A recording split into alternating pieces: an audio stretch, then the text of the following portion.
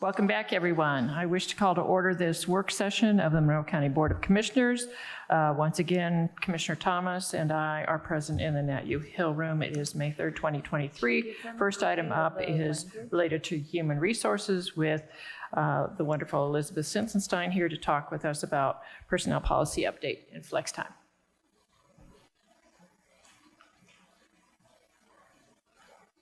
Are you tag teaming this? This is just so you have a copy of the language. Okay. Thank you, because there wasn't.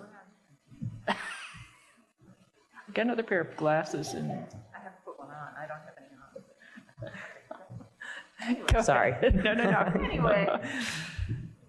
Good morning, Commissioners. This is, Angie and I we're both involved in this. This is language that we're looking to add to the personnel policy based on a number of factors. We're transitioning to a new time and attendance system, and this is the way that the system is programmed based on the FLSA standards.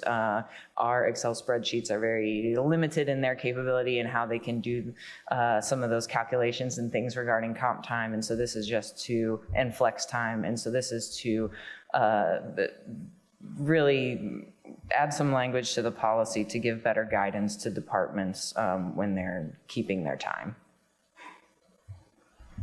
And this is just a conversation starter at this point, I think. Yeah, this is specific to the flex time schedules in that there were difficulties because if you work over 40 hours in a week, then you're going to get the time and a half. So flex schedules should not be built-in compensatory time. Makes sense, and it reads the way it should, I think. As long as legal's okay with it, I totally support it. Yeah, he has this language and he's working on incorporating it into the policy. Okay, well, so we'll see you back in a couple of weeks with this to approve, is that? Yeah, I guess if you're not here next week, then we'll send it out to the other deciders, the prosecutor and the judges, and share this language with them, and then have it for your approval at the next meeting. Does that make sense? That works for me, Commissioner. And Thomas? we also discussed it at the last department head meeting, so Yep. Others are on board. people are aware. Yeah, the departments that have the employees that regularly flex their schedules are aware, and we've communicated specifically about how to make this work.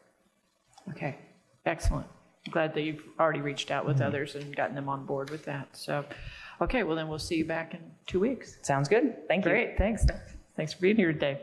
The next item we have on here is something from the legal department, Mr. Cockrell. Yes, and I work with the RDC, and one of the things the RDC is interested is in a residential TIF in kind of the just north and west of the I-69 State Road 46 interchange.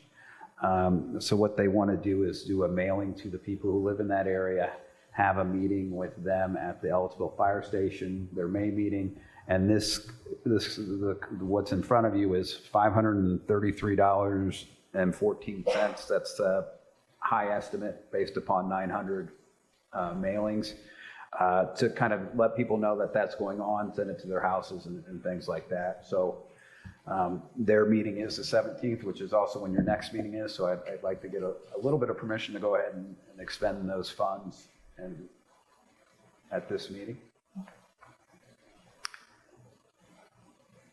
So I do have a question, but do you have any questions? Sure. Okay. I thought that the $533.14, that's without the postage. Is that correct? When I look through this? I think that's everything. I think the postage subtotal was $333, and the other was $224. Okay, all right. So the 500, but on page 5, it's got postage at $333, and then total including postage at $866.14. Well, then I clearly did not see page 2, and I apologize. So it would be $866.14 then. Well, I don't know which it's supposed to be. because the numbers on the two different pages don't agree. Let me come back and look at it again. So 184 We plus, could just do not to exceed 1,000 and be safe. Sorry, let me look again. Yeah. Do we I know? also did not see page 2, so Okay. Jeff's not alone in that.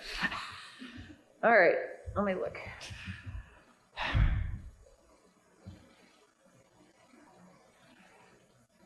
Because it doesn't include tax. Well, it shouldn't It include shouldn't be tax. taxed No. anyway, but it doesn't include But I think that design. I think that the items without the postage add up to the 533.14. They do. And so then the postage would be the Yeah. additional. Yep, it looks like that's true. I'm just doing quick math in my head, which is always dangerous. 224, 3, 4, 5, yep. Yep. It's 500 some odd for everything except the postage, and Right. then when you add that in. So services is 533. Right. Add in the postage, it's 866. So why don't we just say not to exceed 1,000, and that way we're safe. Okay. that works for me. And do we know what fund this will come out of? It should come out of the State Road 46 corridor TIF fund, Okay. Okay. which is So Fund 4921. Oh, 4921. So I move that we approve the agreement with L&D Mailmasters for the Redevelopment Commission, Fund 4921, State Road 45 Corridor Fund, in an amount not to exceed $1,000. I will second that. I think I got it all in there, I'm not sure. Haven't had enough caffeine today. Is there any comment on this item? I don't have any other comments, so with that, I'll call for a vote on the motion to approve the contract with L&D Mailmasters. All those in favor signify by saying aye. Aye. Aye. Motion passes 2-0.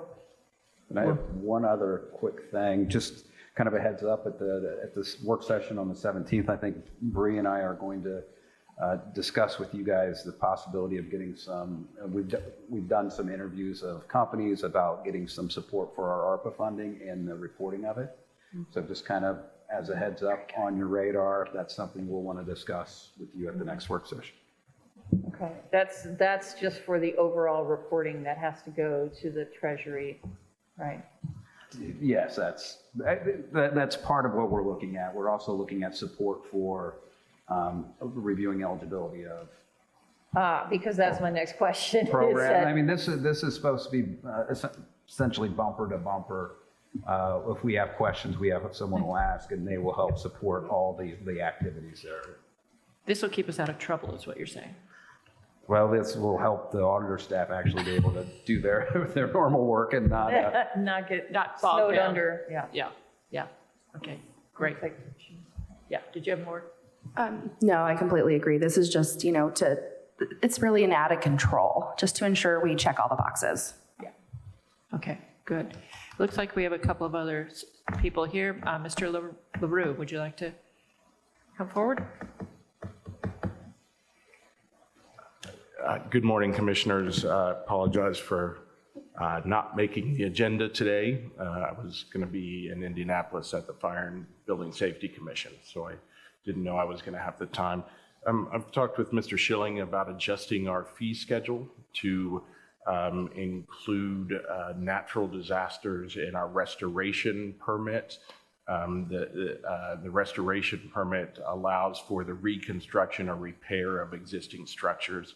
We're starting to get questions about how to permit reconstructions due to the storm damage that happened at Texas Ridge and Wolf Mountain. And we'd like to work on getting the fee schedule adjusted so that we can issue those permits and allow people to start to reconstruct their properties at a much reduced cost over our normal permits. So just wanted to talk to you about the idea. We'll do something certainly more formal for the 17th. I think today, the commissioners have to approve the fee schedule, and we have a resolution prepared in the last couple of days that we haven't been able to get on the agenda. But since requests are starting to come in for storm damage, and our ordinance only says flood or fire, we would just seek your approval to have a retroactive provision on the ordinance or the resolution that we present that takes it back to the time when people would be. Or is this something we could Can we do it look today? at today and then ratify in 2 weeks? We do have a resolution with some handwritten notes in it to cover this. So, yeah, it's rough, you could, but if you. So just to ask, the other thing we could do is you could add something to this, the language that we consider in 2 weeks that says that refunds will be issued for the 2023 tornado event for anybody that's paid the full price or something like that. We could, you know what I'm saying? We could maybe go ahead and do refunds back if people put in, and pay for the full permit, waiting for us to approve something. We could do, because we do refunds at planning all the time when people run into problems. And so, I'm sure we could do something like that. But one of the things that when this idea was first broached, and I think it's really important to do this, so I appreciate that it's being brought forward, and I'm sure the folks in the northwestern part of the county really appreciate that this is being brought forward.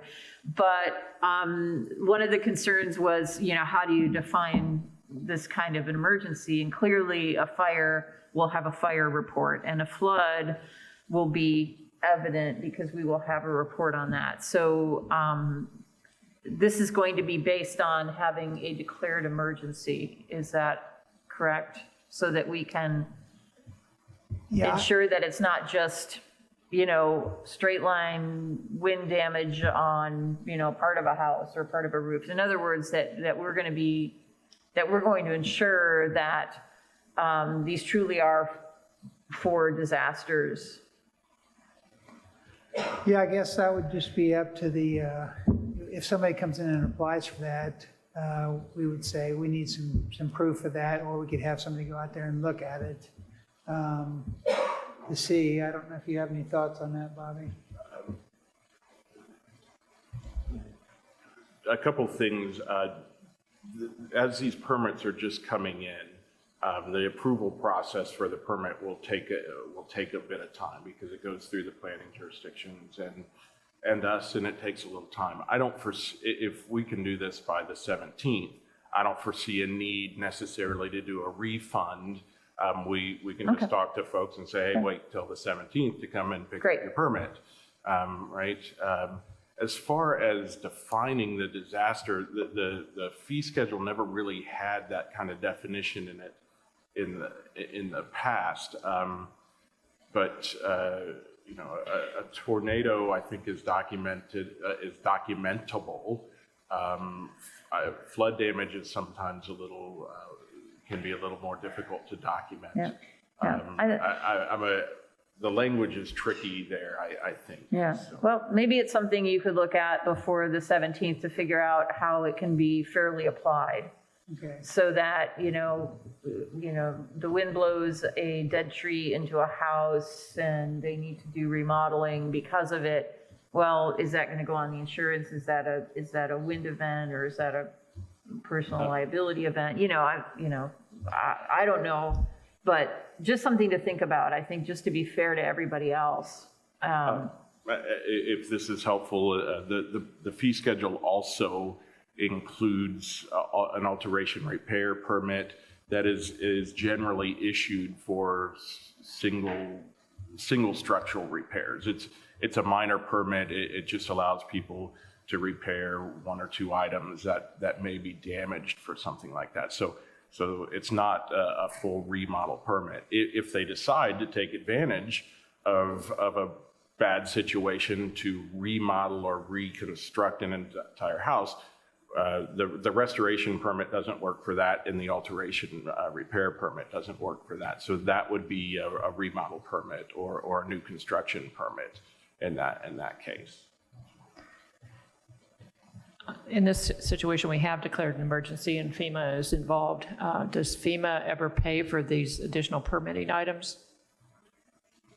Is that part of what FEMA will, the funds that they provide? Yeah, I don't know, probably the flood insurance company would pay for that if the people have flood insurance. But I don't know that FEMA would. Okay. And the other thing I want to point out is that sometimes we do have these events, however, they're not deemed a disaster. And so I don't know that you want to have that requirement that it be declared a natural disaster, because somebody's has to be wiped out by a tornado, but. Yeah, I'm not saying that. To be clear, it's when we either have our emergency management department or we sign on to a declaration here. So I think we just need to be thoughtful about it so that we're not creating a problem that we're going to regret later. All right. Thank you very much. We'll see you in 2 weeks. Thanks for being here today. Thank you very much. Is there anyone else that has an item for today's work session? Seeing none, I thank everybody for joining us today. Again, we will not be here next week. We will have our next work session on Wednesday, May the 17th. Thank you, everyone. So long.